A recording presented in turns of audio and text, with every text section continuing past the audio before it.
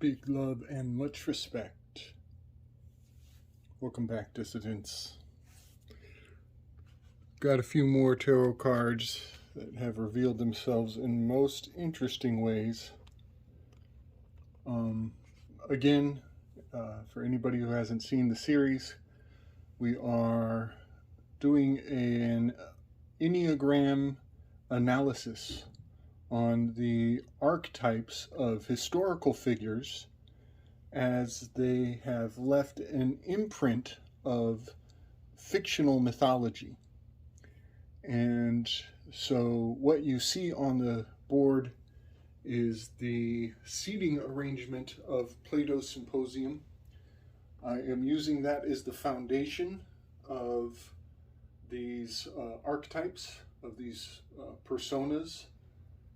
And each station, again, just to quickly review, each number has an ascended virtue and a descended shadow vice. So I'll try to flash the quick graphic so you can get oriented as to what the quintessential 1 persona is like, the quintessential 2 personality type, the 3, the 4s, the 5s, the 6s, 7s, 8s, and 9s. I'm beginning to believe that this is a sufficient enough personality matrix that we can attach to as a prism to look at the archons, the rulers throughout time and history, and how they, I don't want to say dominate, how they inhabit the Platonic realm of forms. And anybody who cares to look up the definition of the word order, you will see one of the many definitions for order is the 9 heavenly realms. This is similar, but not the same as the Sephiroth, the Tree of Life. It is similar, but it is not the same. It is organized in a different fashion, as there are 9 as opposed to 10 stations. Granted, I am using the center place. I am using a 10th station in the middle, that being the Fool card here. And I'm doing that for a very good reason. And I think I should start off with the Fool card. So I put the Fool card in the middle because he is a 0, he is a void, he is a nothing, he is a non-number, the symbol. And I might have talked on this in my previous videos, but I want to go a little deeper on the Fool card, on this Fool card. This Fool card that Lady Frida Harris commissioned to make is informed with a very fascinating constellation. It is imbued with Boötes. It has the spirit of Boötes, which is considered and labeled the great void of the heavens. It is essentially at the fall equinox. It is right in between Virgo and Libra. It is literally the marcation of the balancing line, the in between liminal space. And I'll bring up a graphic, but I'm quite confident that this spear shape, this little rift here, is the shape of Boötes, and there are many implications and signifiers throughout mythology that bring Boötes to the forefront of profound meaning. It is so fascinating, and I'm going to try just off the top of my head to bring to bear the weight and the impactfulness of why it is so deeply profound that this particular shape of Boötes is it is the void that a artist must embrace to bring forth the spirit of inspiration. In Greek, the term inspired would literally translate to mean one who has a god, or to be possessed by the spirit of the divine. And so the Greeks, in this, coming from a Nietzschean worldview, I will say, the Greeks did not consider being inspired as a masculine or as a positive implication. It was actually considered much like a slave mentality or a weakness. To allow a god to take over you was actually a weakness. And so that is something to really consider coming from a Kabbalistic perspective. I'm speaking of Kabbalah from the Greek mindset, not from the K Kabbalah or the C Kabbalah of the Hebrews and the Christians. We are going back to the oldest roots as it is told to us. So having the great void embodied in this card, you'll actually see that the tip of the spear, I believe this is the spear of destiny, piercing the ribs of Christ. I believe that this is the hole in which the doubting Thomas must put his finger in order to resolve his incredulity. And there's so much more mythologically packed into the great void of Boötes. But you'll notice on the graphic I bring forward that the feet of Boötes literally frame this boot. The boot of this card is encapsulated. It's held perfectly in the legs of the Boötes constellation, and the hand is reaching up to the heart. It's kind of cupping this little ball sack around his neck. I think they call that an Italian necktie. But what gets me is that the spear of destiny is right here. It's coming through from the judgment, from the adjustment card. I don't know if anybody remembers a few clips back when I started this series. Socrates actually experiences a very dynamic relationship with Alcibiades. It has much to do with honor, bravery, courage, lust, passions, hedonism, and even the horse training culture. Socrates talks to Alcibiades about how he will be brought up by the horse trainers, which is, they are the masters of eugenics, historically speaking. This is why the four horsemen riding out for the apocalypse is telling you to keep your eye on the fucking eugenics in your culture, because that is a sign that the adrenochrome masters are rising up in influence in your culture.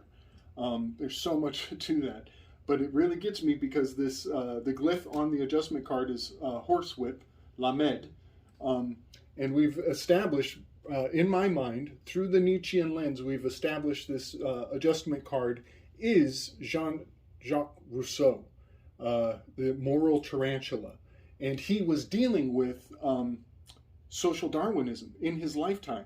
It's so profound, the Darwinistic spear that is embodied with this division between the thinking trines of the 5, 6s, and the 7s are the think grouping, and up here we have the act grouping.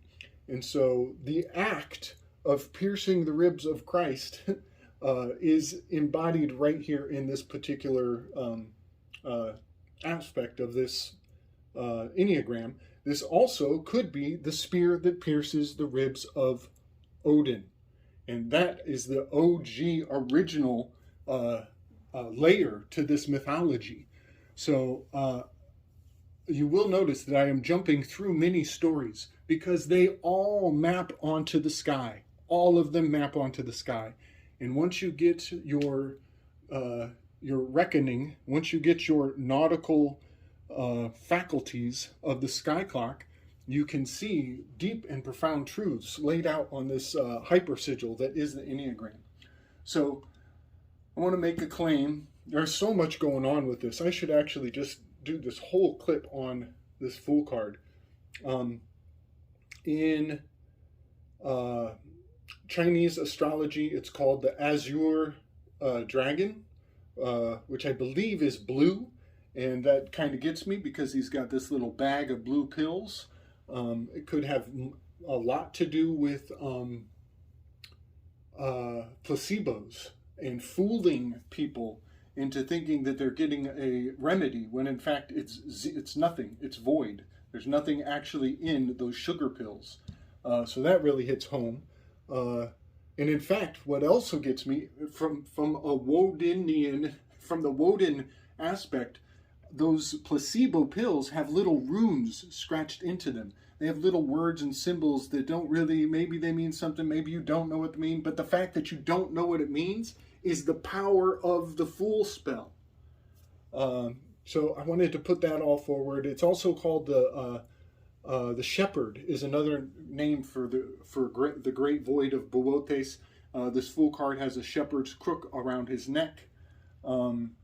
And in fact, that great shepherd is oftentimes depicted as well in other cultures and mythologies as holding the leash to two dogs. And that constellation is going to slip my mind. Canis Vercentis.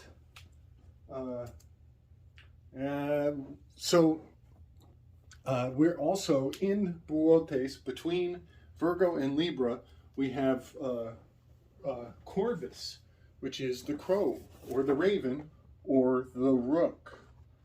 Corvus is a broad scientific grouping of bird, and it is very close to, very proximal to the great void of Boötes.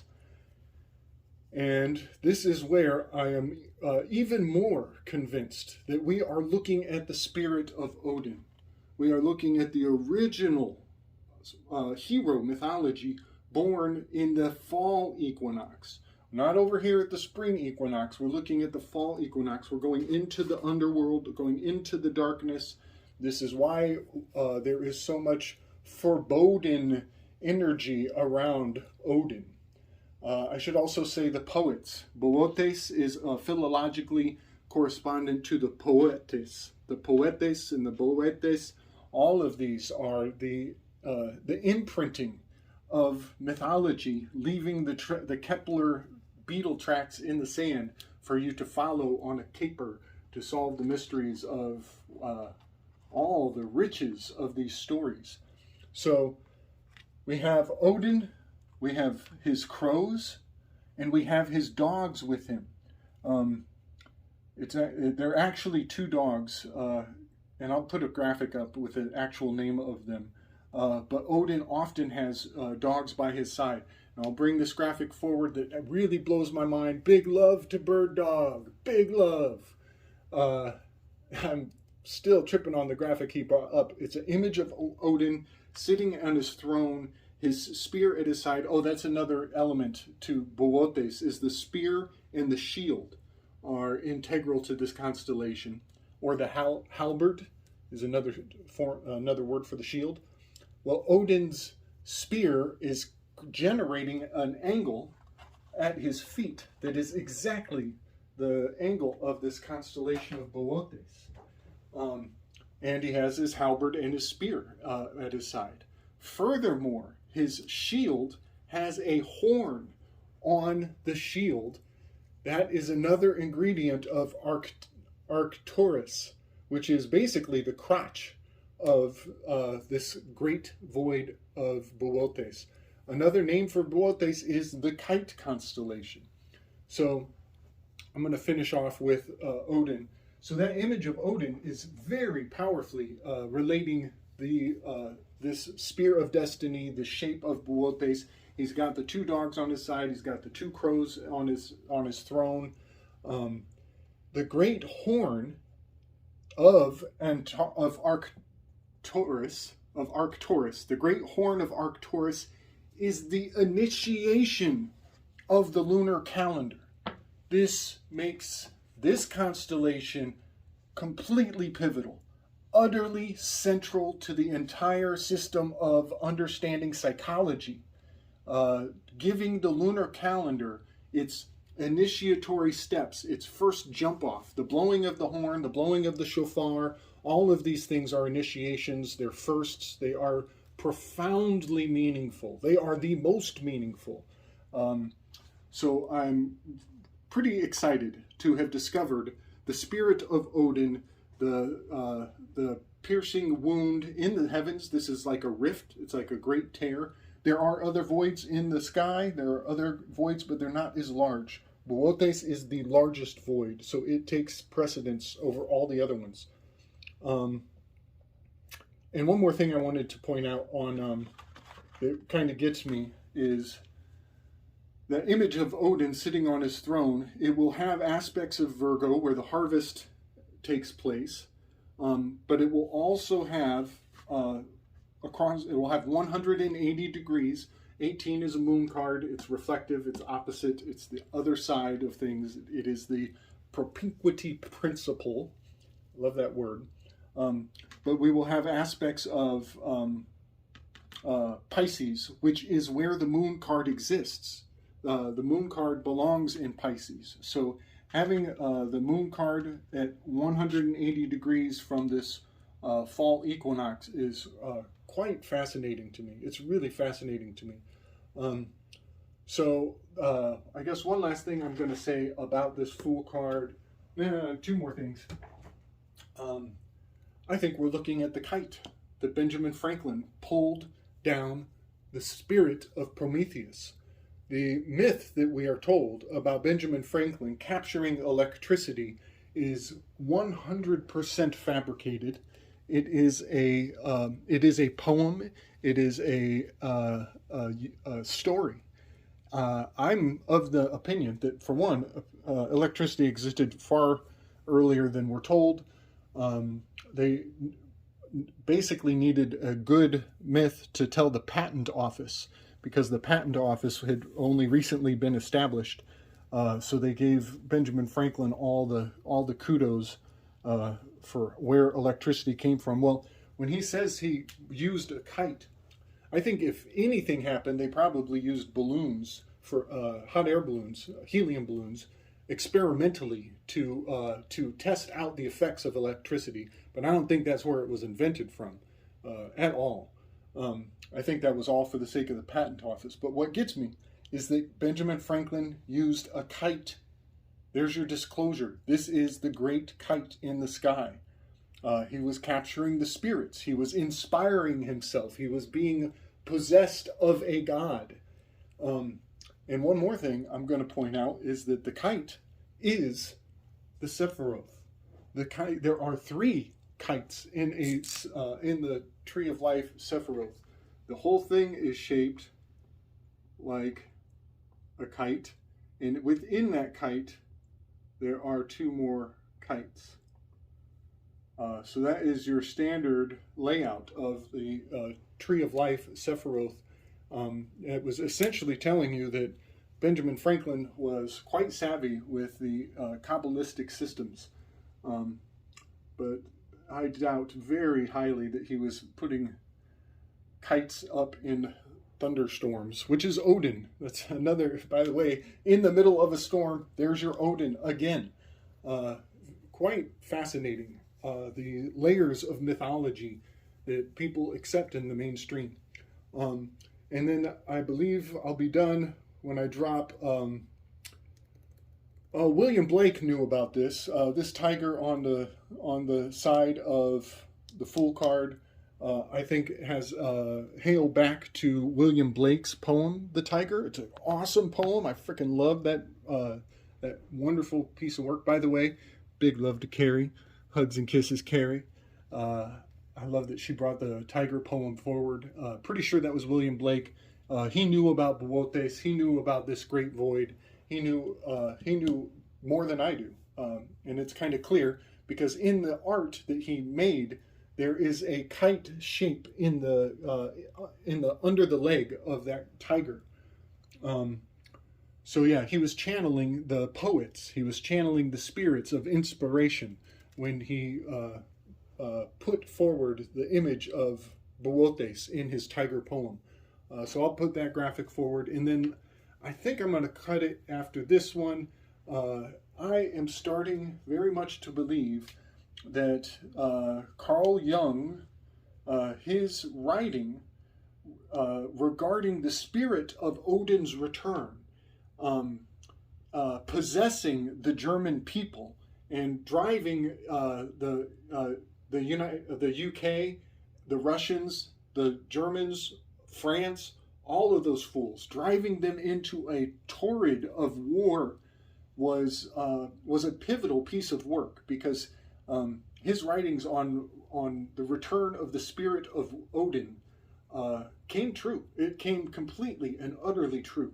And so I'm going to say that this Fool card is very much like a scapegoating of the pagan spirit, making all of these aspects of the ancient mentalities, our ancestors, making our ancestors evil. That is what the Fool card is. This Fool card is designed to do. It is a falling backwards, a regression, a looking back, a resentment of the past, of the spirits that inspired the history that we consume. And I'm going to also say, I think this has got a lot of Winston Churchill. I'm going to call this one Winston Churchill. It is also the spirit of Odin, but I don't want to give Odin a bad rap. I think we're looking at Winston Churchill. If you look through, I'll try to pull up a few of his the nicknames. Both the nicknames that they used for Winston, they called him the jackboot, and this is a jack, and there's his boot. That's the bowotes. He was called the jackboot. He was called the great pig. Something about a pig-nosed swine. There are many. Just ripping through. He's got like a couple dozen nicknames. And when you look at this card up close, you'll notice that it has a very snub-nosed face, crazy, wild eyes, and in fact, I have a picture of a young Winston Churchill, and his military regalia that he's wearing on his chest looks very much like this Italian necktie, the ball sack around the neck of the Fool card. So I'm going to say that this is absolutely Winston Churchill, who was pivotal to driving the world wars that informed the times and the age of Lady Freda Harris, Aleister Crowley, and brought forth the spirit of Woden onto the masses in that time. And I'm not saying Woden is evil. I'm not saying that these myths are dark. I'm saying they're important. I'm saying that they will be summoned and brought forward again, and it is crucial, it is paramount that we recognize the spirit of what moves the archetypes of the archons of the realm, because they are ready to call them back into action. And this system eulogizes them and gives us a sound grasp, a powerful orientation, so that we can navigate the consciousness of the history that we're told and what the effects of those stories will be. So I'm going to call it there. Next, I want to get into the archetypes and the lineage of mythology that is Diogenes, the great cynic. All right, everybody. Big love and respect, strength and wisdom.